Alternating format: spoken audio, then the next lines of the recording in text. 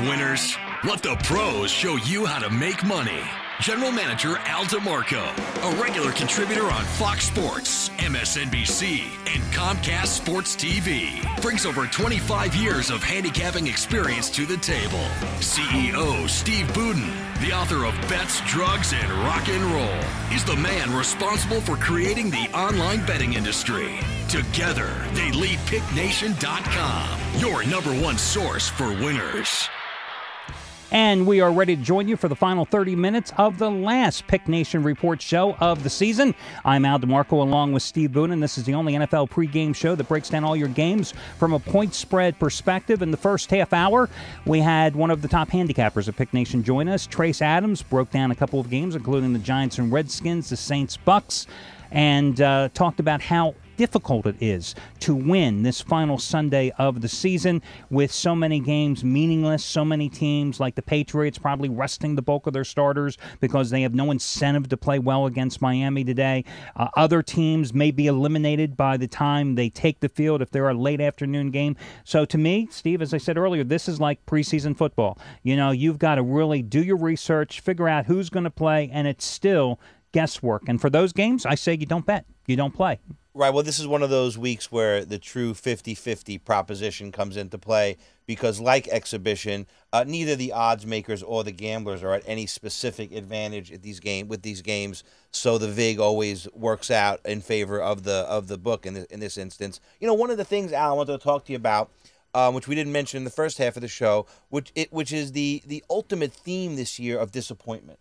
How there have been so many marquee teams that have been so disappointing this year. Teams like Dallas, Minnesota, the Giants, the Jets even that were playing footsie with possibly going to the Super Bowl this year, now just playing footsie. But I just think that that overall, that affects the lines because even though these marquee teams continue to play bad, they still seem to get customer support from gamblers out there. Well, because you hit public teams. I mean, look at Minnesota, look at Dallas. Good or bad, these teams always have the public's betting interest. So you're always going to have a skewed line. You know that as the former bookmaker. But, in terms of disappointments, of course, those two teams, new coaches, interim coaches right now, with Leslie Frazier for the Vikings and Jason Garrett for the Cowboys. You've got the Giants doing their second half fade, just like they did last year when they lost 8 of their final 11 games. I think the biggest disappointment this year, the team that many thought had a chance to do something and make some noise, the Cincinnati Bengals, just snapped their 10-game losing streak 2 weeks ago against the Browns, and then out of nowhere they beat the San Diego Chargers, another shockingly disappointing team this year, where maybe their general manager Alex Smith shot them in the foot collectively because of his tough stance towards negotiating with the holdouts, with Vincent Jackson and the offensive tackle whose name escapes me right now. So you look at the season, how it's all played out. But then again, I think that, the interesting thing is you've got Oakland and Kansas City playing today. I mean, two teams that nobody thought would do anything this year. KC is one division. Raiders were right in the hunt to the playoffs last week. Yet you've got the Indianapolis Colts who have struggled all season long. And the Colts actually were the favorite to win the Super Bowl this year at the beginning of the year with the lines, even though they were only 9-1, and that's a huge number for a favorite. Both them and New Orleans went into this season as 9-1.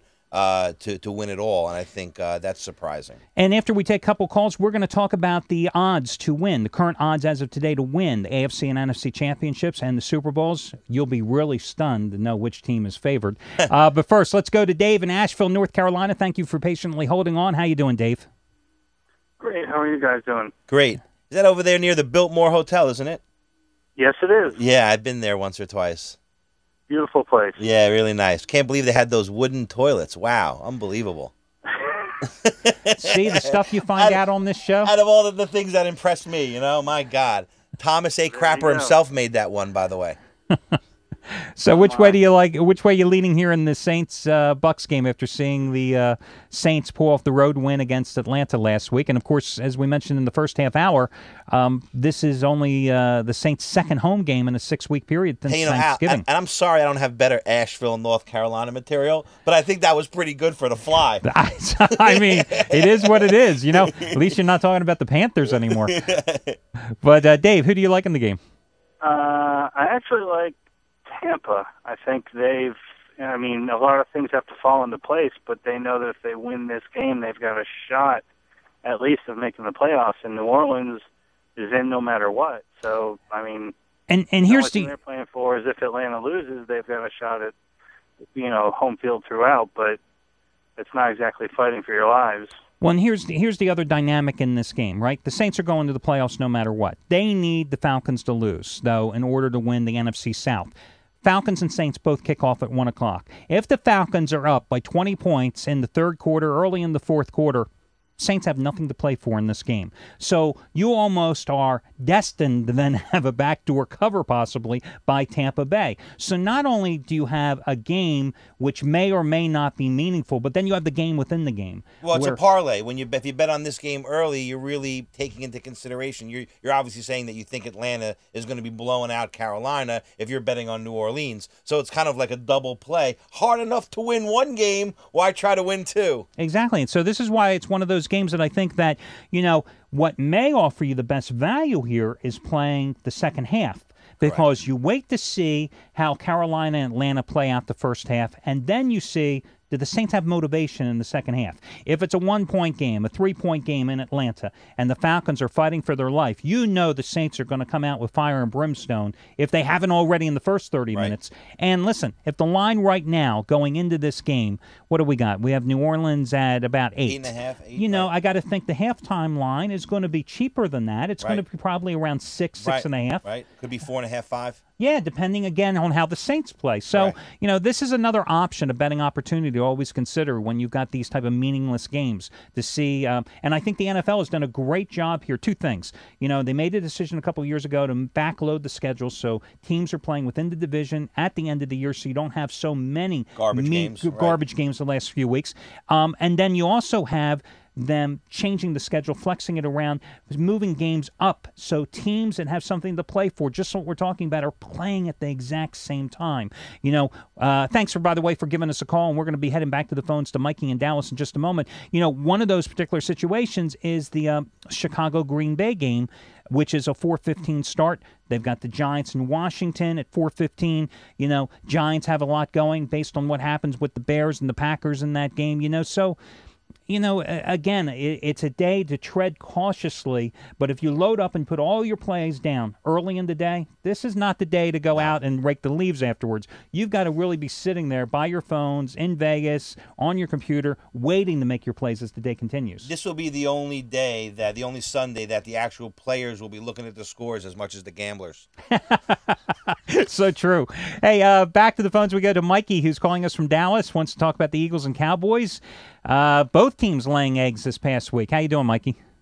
I'm doing good. Hey, Mike. I think Michael Vick's going to get hurt this game. Hey, Mike, is it true that the prescriptions for Prozac in Dallas have gone way up over the last 7 weeks? Yeah, I would say so. Oh, my God. Up and down, huh, buddy?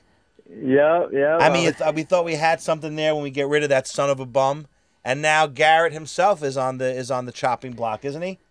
Yeah. Well, last week against Arizona, they lost. If you look at the box score, they totally dominated that game. Problem is, John Kitna threw all the interceptions. They had the fumbles, poor special teams play. They gave the Arizona Cardinals the win. This game means nothing. Nothing for the Eagles. I mean, absolutely nothing. And because they were shifted to Tuesday night because of the snow date. And Vic hurt himself a little bit in the first quarter. Right, bruised quad. Of course, listen, if Vic doesn't play or if he's pulled early, you've got Kevin Cobb, who was the starter. Right. But again, the Eagles have no motivation. And having watched Andy Reid for many years in preseason play, when the games mean nothing, Andy Reid will have the guys running the taxis playing, late in the fourth quarter. I mean, the game means nothing to him. Cowboys want to go out little bit of a high note, get revenge for a tough loss at home against the Eagles.